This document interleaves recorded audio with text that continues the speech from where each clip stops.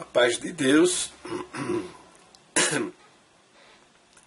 a paz de Deus, meus preciosos e queridos irmãos, sempre no nome do precioso do Senhor Jesus, né? E aos demais evangélicos que veem este vídeo, a paz do Senhor. Eu estou publicando este vídeo porque encontrei um documentário do National Geographic a respeito da Septuaginta, e como é uma informação mais completa, precisa, né, eu resolvi republicar o episódio lá onde o nosso querido irmão José de Almeida diz, né, pervertendo lá o fato histórico, né, da versão da Septuaginta, dizendo que foi Constantino que mandou fazer isso. Não, não foi Constantino, né? Então vamos ver aí como é que a National Geographic narra, né, o episódio da versão da Septuaginta do hebraico e aramaico para a língua grega, a fim de completar, né, o acervo da igreja, da Biblioteca de Alexandria. Veja o vídeo. A pessoa não examina nada e usa até fatos históricos de maneira pervertida para dar fundamentação às loucuras que está pregando. Então é o caso aqui do que nós vamos ver agora nos próximos minutos, né? Que foi o absurdo, né, que publicou em vídeo o nosso querido e precioso irmão Zequinha, né?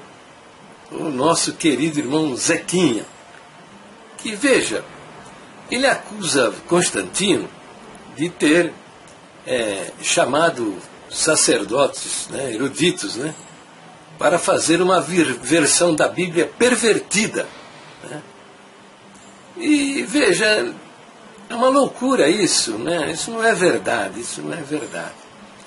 Muita coisa é atribuída a Constantino, né, o imperador romano, no sentido de que ele influenciou a decisão dos bispos da igreja primitiva, né? Muita coisa é dita a respeito disso. Eu acho que não é bem por aí, né? Ele tornou o cristianismo a religião oficial do Estado, ele construiu vários templos e ele assalariou os bispos da igreja primitiva. Isso em linhas gerais, né? Agora, em absoluto, ele fez isso que o nosso irmão José está dizendo, né? Então eu vou passar o que disse o nosso irmão José em vídeo e depois explicar a história, né, de fato que aconteceu. Que não foi Constantino quem convidou os eruditos, né, conhecedores do grego e do hebraico, para fazer uma versão deturpada da Bíblia. Foi Ptolomeu II, né, que convidou 72 sacerdotes judeus versados no hebraico e no grego para fazer uma versão da Bíblia, da Torá, dos livros do Velho Testamento, porque na Biblioteca de Alexandria existiam milhares de Bíblias, de livros, mas eles só tinham a Bíblia em hebraico. E como ninguém sabia ler em hebraico, ele então queria um Velho Testamento na língua grega, para que todos pudessem ler.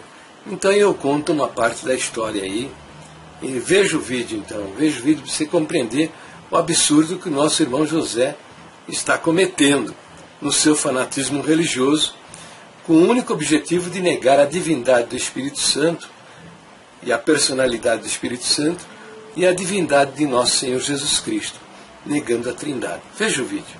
Quando ela caiu, quando a Escritura caiu no poder de Roma e Grécia, porque Constantino era o imperador romano e que estava dominando aquela região toda, quando caiu na mão dele, ele chamou vários escribas, vários estudiosos para traduzir a Bíblia do hebraico, que era original hebraico, para o grego.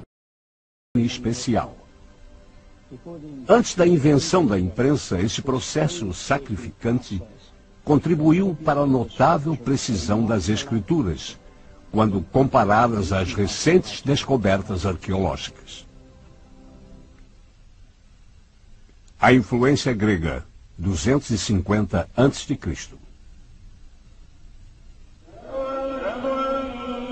Jerusalém, Israel.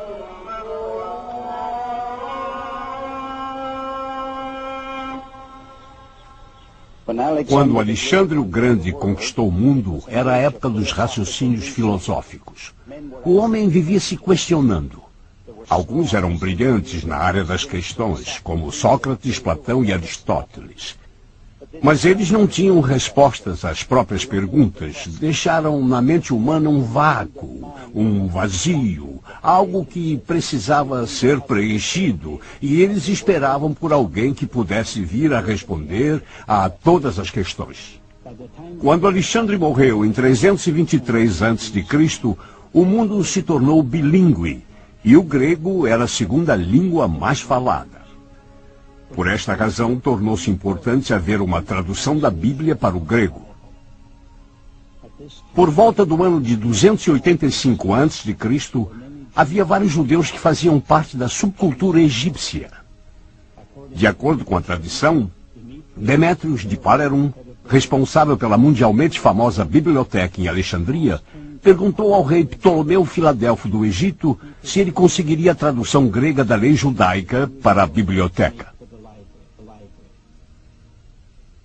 Para realizar isto, o rei liberou 100.000 escravos judeus que ele tinha em seu domínio e os enviou juntamente com um presente generoso e o embaixador para Eleazar, o sumo sacerdote de Jerusalém, e assim fez seu pedido. Ele desejava que fossem selecionados 6 sábios de cada uma das 12 tribos, somando assim 72 homens. Esses homens deveriam ir a Alexandria para trabalhar nesta tradução. Ao chegarem lá, tiveram uma recepção real de boas-vindas na corte. Foram enviados à Ilha de Feros. Nesta ilha especialmente preparada, havia 72 cubículos, um para cada homem, e em 72 dias eles traduziram todo o Torá. Eles foram tão incentivados pelo trabalho feito que cada um concordou com a tradução do outro. Eles batizaram o seu trabalho como Septuagint, que em grego significa 70. Bem, agora vamos ver as minhas explicações a respeito. Quando ela caiu, quando a escritura caiu no poder de Roma e Grécia, porque Constantino era o imperador romano e que estava dominando aquela região toda, quando caiu na mão dele, ele chamou vários escribas, vários estudiosos para traduzir a Bíblia do hebraico, que era original hebraico, para o grego. Conforme encontramos no livro de Daniel, nas profecias de Daniel, o Império Medo-Persa seria conquistado pelos gregos, debaixo do comando de Alexandre o Grande. Alexandre morreu por volta de 320 anos antes de Cristo. E como a profecia mesmo dizia, o seu império não seria dividido entre os seus descendentes, mas seria dividido entre os seus 4 generais. E desta arte, aquela região lá do Egito ficou debaixo do domínio de Ptolomeu Sóter, que foi o fundador da dinastia ptolomeica.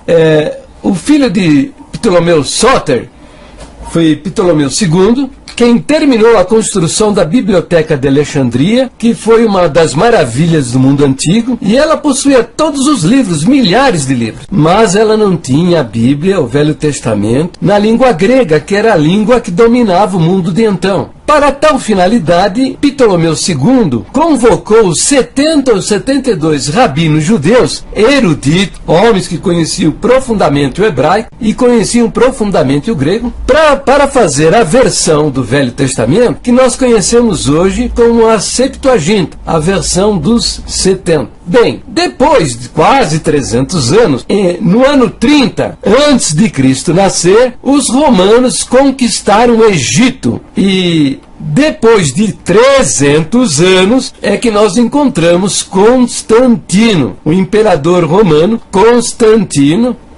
E vamos encontrar também em 325 o Concílio de Nicéia, que definiu a doutrina da Trindade. Vamos fazer fiz agora um resumo da história para a gente compreender bem o que realmente aconteceu nesse período aí apresentado pelo nosso irmão José.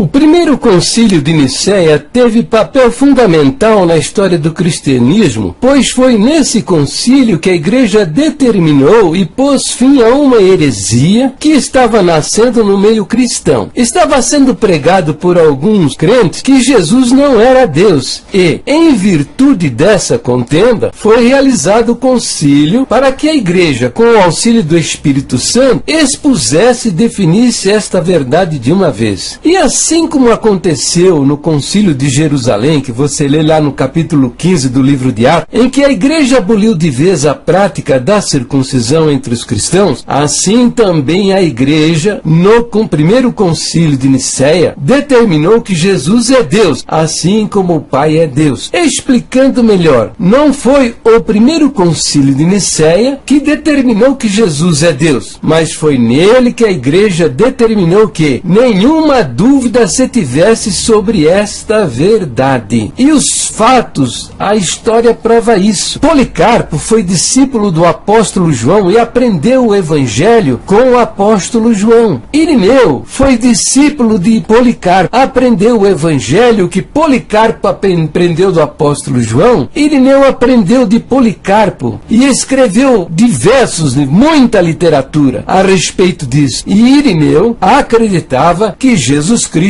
é Deus. Irineu viveu e morreu bem próximo do concílio de Nicéia. Há também Tertuliano, que foi o primeiro dos pais da igreja a dar o nome de Trindade a isto que a Bíblia, o que o Novo Testamento apresenta. E a decisão foi esta. A declaração foi a seguinte: cremos em um só Deus, Pai Todo-Poderoso, Criador de todas as coisas, as visíveis e invisíveis, e em um só Senhor, Jesus Cristo, Filho de Deus, gerado do Pai, unigênito, isto é, da substância do Pai, Deus de Deus, luz de luz, Deus verdadeiro de Deus verdadeiro, gerado, não criado, consubstancial do Pai, por quem todas as coisas foram feitas no céu e na terra, o qual por causa de nós homens, e por causa de nossa salvação desceu, se encarnou e se fez homem, padeceu e ressuscitou ao terceiro dia, subiu aos céus e virá para julgar os vivos e os mortos, e no Espírito Santo. Mas quanto a aqueles que dizem, existiu quando não era, e antes que nascesse não era, e foi feito do nada, ou aqueles que afirmam que o Filho de Deus é uma hipóstase, ou substância diferente, ou foi criado, ou que é sujeito a alteração e mudança, a estes a igreja anatematiza. Isso quer dizer que a igreja excomunga, não considera dentro da comunhão verdadeira. Com